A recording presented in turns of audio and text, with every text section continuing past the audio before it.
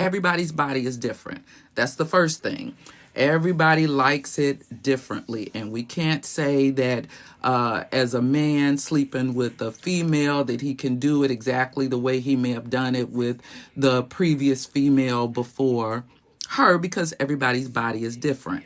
Some women like that long stroke. Maybe they're not looking to have so much of the big O as they're looking to have the pressure from feeling the pleasure of having sex. So every woman is different, and that's the reason why it's so important to talk about it, and it's not as easy said as it is done. We know everybody has a different journey to making themselves feel comfortable in talking about sex, but sometimes our body have these involuntary actions. So let me just give you an example. So I receive a message from a certain person, right? And not even seeing a picture of the person, just the name of the person can pop up. And involuntarily, your body can go through a certain kind of moan. You can grab yourself in certain places to just feel, the sensation of satisfaction. And then you may even lose your breath or start breathing even heavier, right? So involuntarily, your body gives off those sound effects when you are definitely experiencing moments of pleasure. And when you're not, and that's considered faking it, and we'll talk about that a little bit later on. But personal satisfaction is up to that individual. And even when you are thinking about it this way, if you're pleasing yourself, getting into a little self-care, and you may be touching yourself, you get into those moans of satisfaction. And you just ask yourself, are you making those exact same sounds when you're with a certain individual? Well, let's get to the study. So I read a study, and it was about, it included 71 heterosexual women of different races, and the age range was 18 to 48. So they did ask these women different questions in reference to different sound effects, or making sounds as they were having sex or pleasure, being pleasured. Now, it said about 66% of the women said that they moaned in order to speed up their partner's performance. So if you agree with me, give me a thumbs up. If you know you've been there and you've done that, because it may have been pleasurable, maybe not so pleasurable, or maybe it was lasting too long and you were a little tired. But, if you've been there and done that, you may have fallen into that category. Now, it also said about 87% made noises and sounds in order to boost the person's self-esteem. You may have fallen into that trap, and, if you started making moans and you saw that the other party was getting into it more, the more you moaned and the more that you got into it, then you maybe started moaning even more, and making even more sounds. But was that actually being truthful to yourself and getting the satisfaction that you need? So I'll just say it like this. Guys ask, what do you want? How do you like it? What do you want them to do to you? And we're silent.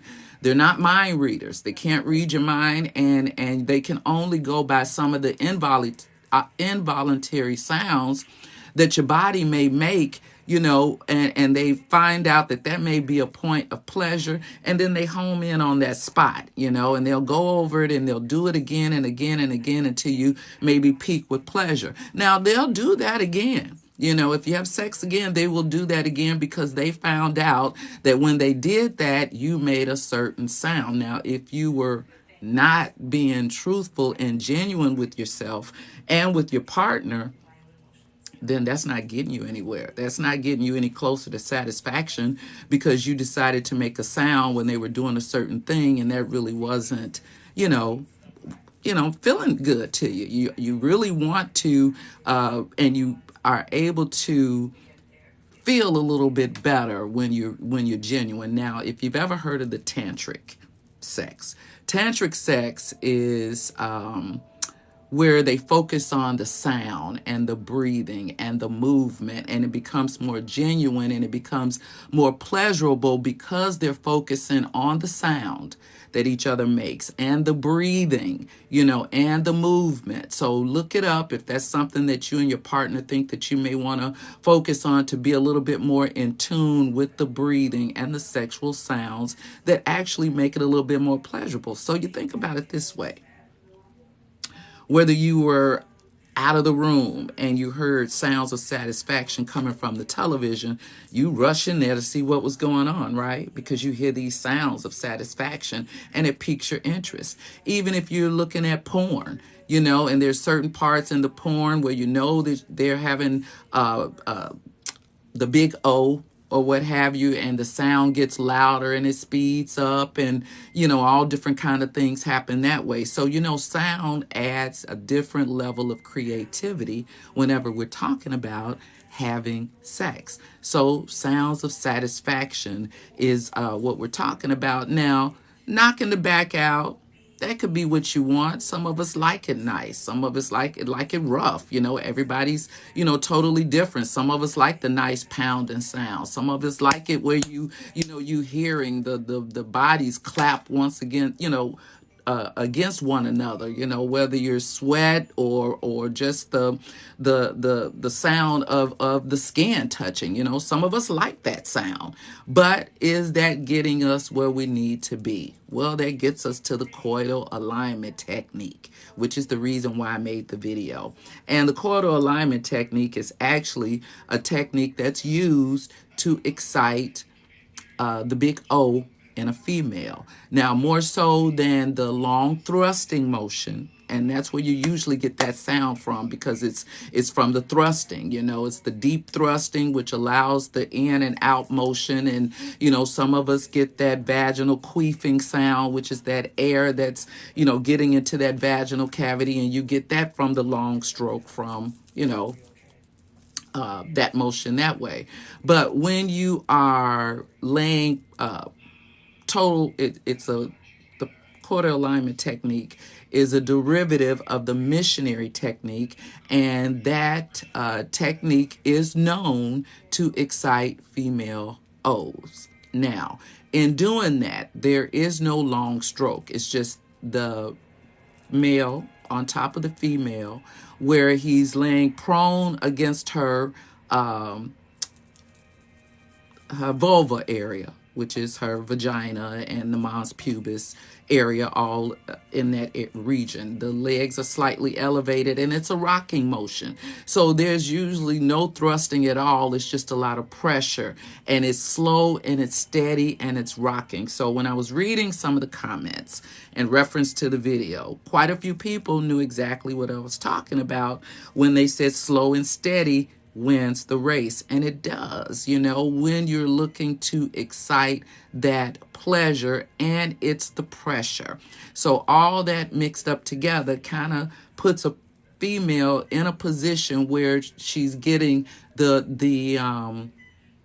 most from that vaginal penile entry, from the missionary position. So I'm trying to be politically correct. That's why I said you guys need to go over and sign up for my YouTube channel so I can be a little bit more free with the words, but I want to be respectful on TikTok. So, yeah, basically that's what the Coital Alignment Technique is. You have to pull them down on you, even when you are not doing the Coital Alignment Technique. Sometimes you can wrap your legs around them so that it's no thrusting and it's just total deep penetration, that way. So you're able to get away from that clapping sound, get away from just the heavy thrusting motion, and get more into that position where you are getting as much, because like I said before, it doesn't matter the size of the penis. Now, a lot of people like it big, basically because, we've looked at enough porn where they have the big ones. We've gone to enough of the toy stores where they sell the larger ones. But if you like deep cervix penetration, then fine. The larger the penis, the better. But that doesn't make you have the O any quicker or any better. Now, as I mentioned before, 3-inch penis. If it's erect, it's about 5 inches, and then that is right inside the vaginal cavity. Whereas if you and this in the coital alignment technique kind of helps if you're not as large, or even if you are premature person, because you're not getting into that heavy thrust in motion, and it stops you from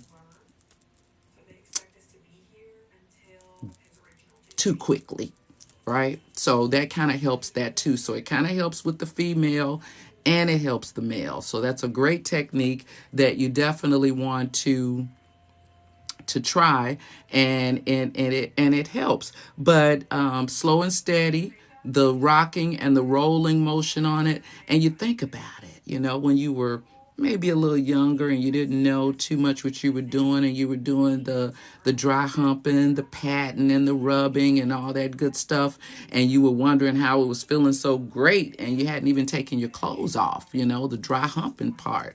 And that's basically because you were rubbing on that mons pubis area, and that was an area that lends toward excitement too. So and then your body ordinarily gives off that moaning and that breathing, and some people are known to shriek and moan and cry even, when it's great, and you don't have to fake it. It's genuine, and it feels so good that you want to cry sometimes, and that it beats, the screaming and the shrieking and the shrilling that's not so genuine, and if you're screaming because he's having his, and you feel like you need to scream to help him along, is that helping him along, or is that helping you along? I mean, who is it helping really? Because satisfaction is for both partners, and believe me, they want to help you get there as much as you want to get there, if you really want to get there, and it just depends on the person. So I'm going to see if there's any questions before I go on a little bit further and see what's happening here inside the bedroom closet. But thank you guys for joining me in my live. If this is your first time inside the closet, hello. Greenville, South Carolina. Been to South Carolina. Northern Virginia. I was going to, where was I going to? I went to Virginia. I can't remember the part of Virginia, but I work for a waste hauler. So we had to go there to roll out, a few programs that we had going on. So hello to you in Virginia. I'm great. Thank you guys for joining me in the closet. I really appreciate it. Taking the time with me on a Monday night. This was one of my goals, was to be a little bit more consistent with you guys and try not to say anything to get me thrown off, so that I can come to you on a regular basis. But as I mentioned, if you want to head over and subscribe to my YouTube channel, I try to speak without mincing so many words, but I need at least 1,000 subscribers in order to stream live on YouTube. So please, please, please head over and subscribe to my YouTube channel. The more likes can attract viewers. Keep it up. Thank you so much. I appreciate it. Let's see.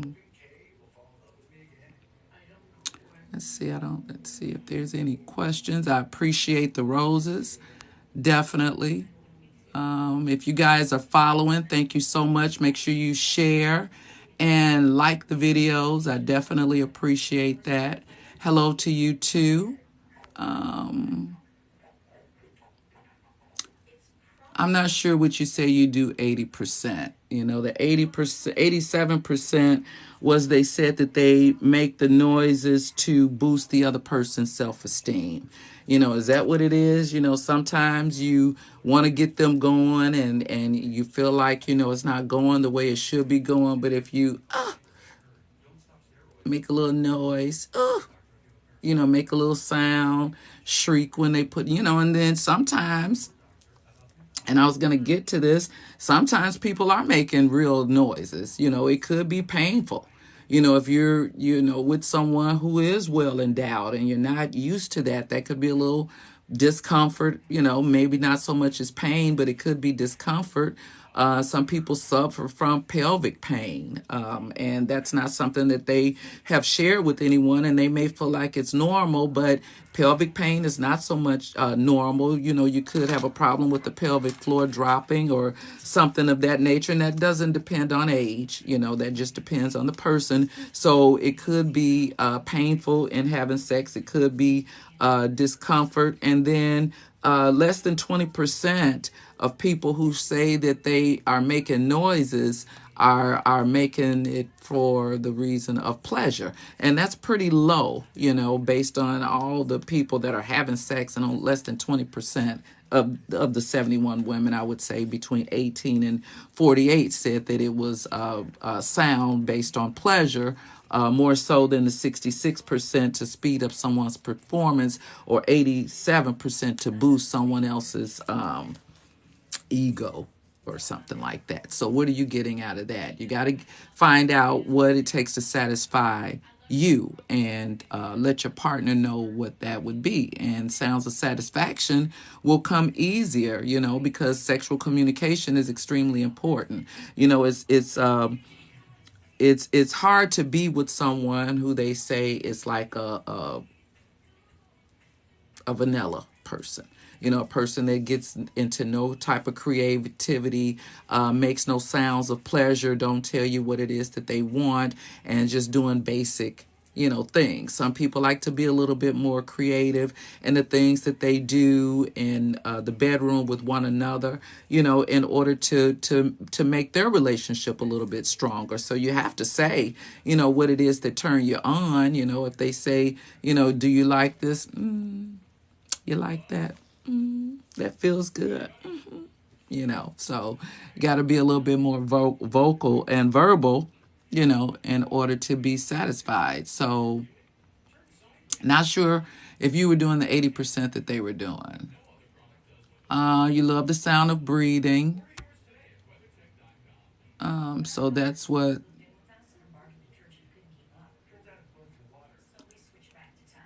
I'm not sure what the question is. I love the sound of breathing. Oh, the tantric. Maybe that's called tantric sex. So if you want to get into tantric, it's based on the breathing and the movement and the sound and all that. So look it up. It really heightens the level of sexual awareness between the couples, because of the breathing that they share between one another, and the rhythm of the breathing and the sound and the movement all at the same time. So it's really a creative way, and I know quite a few people who study tantric sex that's in my class with me as well, who teach it. So wait, what? Not really sure what the wait what was.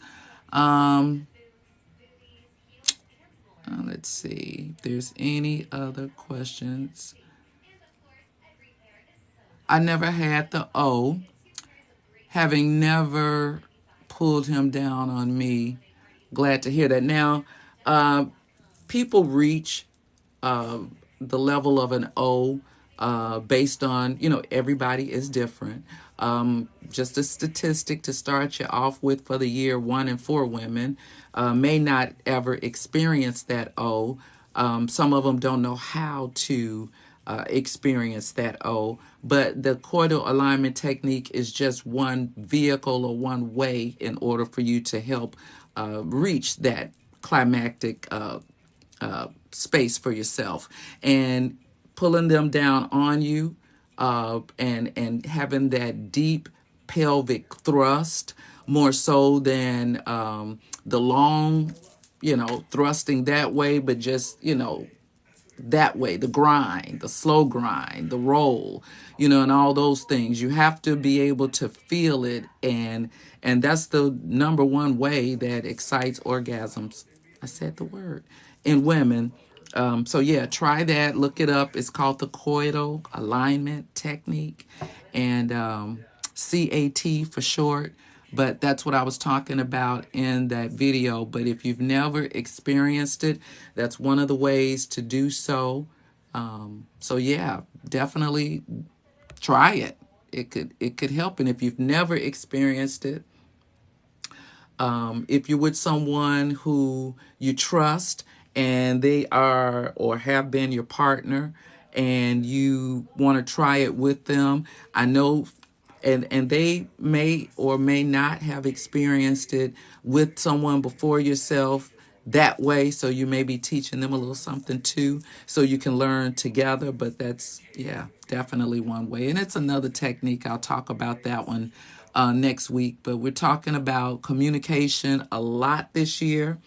And there's all, like I said, all different types of communication and sexual communication, because sexuality is the nature of all humanity. And if we don't talk about that with our partner and what pleases us, a lot of things get lost in relationships because you don't talk about what's important. It's just not making a bunch of noise in the bedroom that's important. Sounds of intimacy is what's important.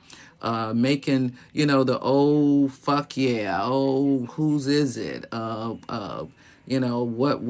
What's my name? Is it good to you? The yes, oh God, yes. All the normal stuff, right, are not genuine, if it's not helping you get to where it is that you need to be. So heavy breaths definitely help. Just came in. Thank you so much for joining me inside the bedroom closet. It's called the Coital Alignment Technique, and it excites the big O in women. And if you were looking at the video on my page, and I thank you guys, over 500,000 views. I mean, really, 500,000 views since Friday. That is quite a bit. So thank you so much. I appreciate it, for the likes, the shares, the comments. Continue to like, share, and comment. And yeah, so I appreciate your time and your attention tonight. I appreciate you guys coming inside the bedroom closet. Don't know where you're from. Couple people said they were in Virginia. I've been to Virginia. And I'm trying to think of the name of the place in Virginia, because that had to be about 4 years ago. Yeah, when I was on that end. So yeah, been to Virginia, been to South Carolina, Myrtle Beach, South Carolina, went there quite often. I was going to Panama City Beach later on in the month, but because of the COVID numbers, I think I'm going to stay put. You guys keep your mask on, because the numbers are rising with this new variant. And you want to be as safe as possible. We know a lot of people got together for the holiday season, and the numbers just peaked out of control. So definitely keep yourself and your loved ones safe. Definitely your children. And yeah, so don't have much to say other than that inside the closet tonight.